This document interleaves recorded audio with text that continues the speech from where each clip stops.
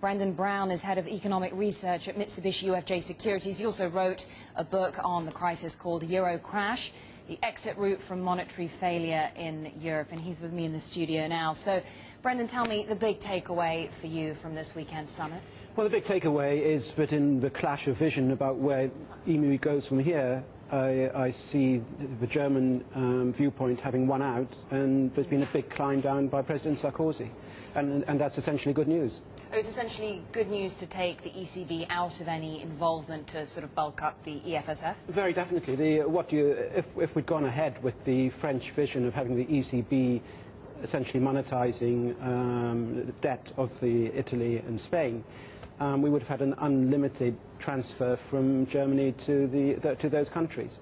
And that sort of fiscal load on Germany would have totally depressed German consumer and business confidence. So from a viewpoint of European economy, we really have to focus on that point. But would it also not have been one significant step on the road to closer fiscal union integration? Well, what I see happening now after this agreement and the way it's likely to go on Wednesday is that Greece goes into another round of crisis after this voluntary agreement. You'll have a mass withdrawal from Greek banks, both by foreign creditors and by Greek depositors themselves.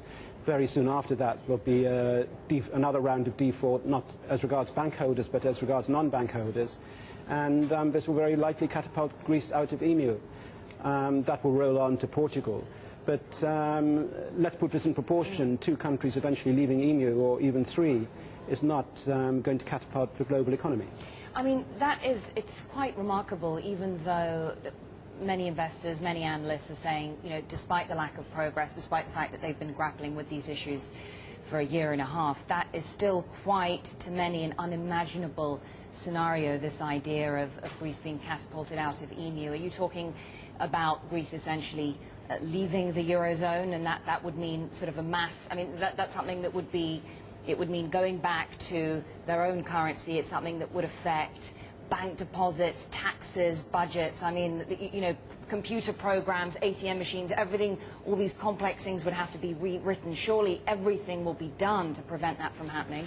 Well, that's a big logistical job that has to be done. But let's put on the other side that if there's only so much German political will to make transfers to the rest of the Union, it's better conserving what can be done in terms of transfers to salvaging the core, rather than having it all used up in Spain, in Portugal and Greece, and then there's nothing for the core. Well, so then if we look at the alternative to ECB involvement with the EFSF, we're looking at this sort of bond insurance scheme where the EFSF would insure some 20 to 30%, essentially take the first hit on any sovereign bond.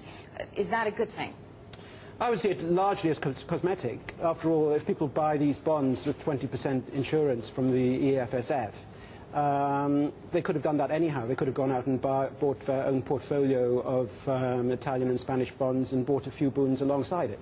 So there's nothing new being created here by the EFSF. So insofar as investors come to buy these insured bonds, there's going to be less appetite for the other uninsured bonds out there. So overall, there's absolutely no magic in this at all. The good news is that it does strictly limit the amount of transfer that's being made through the EFSF and Germany, so their aid is limited. So what is the alternative if we don't see greater fiscal... You're saying that if we see more liabilities going from the peripheral nations to the core, that there comes a point where that endangers the AAA status and the fiscal position of the core countries. What about this idea of a transfer of sovereignty, so that you would essentially, in return for receiving this help, you will see some Eurozone countries perhaps temporarily lose sovereignty over taxes, budgets, and that sort of thing? Is that still a possibility to your way of thinking? Well, we don't need to lose sovereignty. The way I would see it is once 1 or 2 or 3 periphery countries leave, then the focus is on Italy and Spain and how can they save themselves as members of European Monetary Union, and that depends on what fiscal course they take and how their economies develop. You know, there's a scenario out there which is very reasonable, that the Italian government bond market, which is in crisis at the moment, could in fact become one of the most active two-way bond markets in the world, and at some stage there will be a lot of investment interest in these high-yielding Italian debts. That's conditional on the Italian government restoring confidence in its fiscal position and the power of the Italian economy to recover.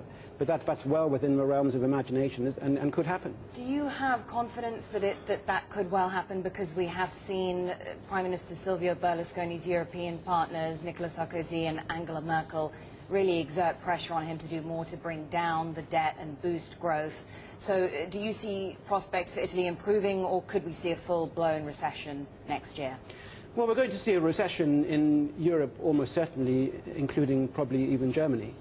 So when we're talking about economic renaissance and recovery, it really is with a medium-term vision here.